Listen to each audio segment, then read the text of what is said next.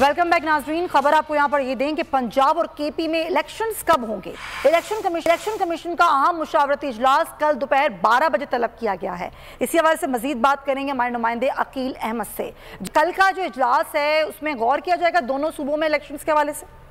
जी देखें, बिल्कुल पंजाब और खैबर पख्तूनख्वा में इंतखाबात के हवाले से चीफ इलेक्शन कमिश्नर की जानिब से कल एक अहम इजलास बुलाया गया है, जिसमें जो है वो दोनों सूबों में इंतखाबात के हवाले से जो है वो मुशावरत की जाएगी। आज इलेक्शन कमीशन के वफ्द की जानिब से जो है वो गवर्नर हाउस में जो है वो शिरकत की गई। उसके बाद सेक्रेटरी इलेक्शन कमीशन की जानिब से सबसे कुछ देर कबल चीफ इलेक्शन कमिश्नर को जो आज ब्रीफिंग हुई थी उससे आगाह किया गया और सेक्रेटरी इलेक्शन कमीशन की जानिब से बताया गया कि गवर्नर की जानिब से जो है वो तारीख देने से माजरत की गई है और गवर्नर का ये कहना है कि वो आइन के तहत जो है वो इंतखाबात की तारीख देने के पाबंद नहीं है। अब इस तमाम जो मामलात हैं इस पर इलेक्शन कमीशन ने कल अहम इजलास बुलाया है, जो आज गवर्नर उसका इजलास हुआ, उस पर मुशावरत की जाएगी। जबकि ठीक है अकील अहमद, बहुत शुक्रिया आगाह करने के लिए। कल ये अहम इजलास हो रहा है, इलेक्शन में दोनों सूबाई असम्बलियों के इलेक्शन के हवाले से गौर किया जाएगा, अहम फैसले होंगे। इसके साथ ही नाज़रीन प्रोग्राम का वक्त खत्म होता है। अपना बहुत ख्याल रखिएगा। अल्लाह।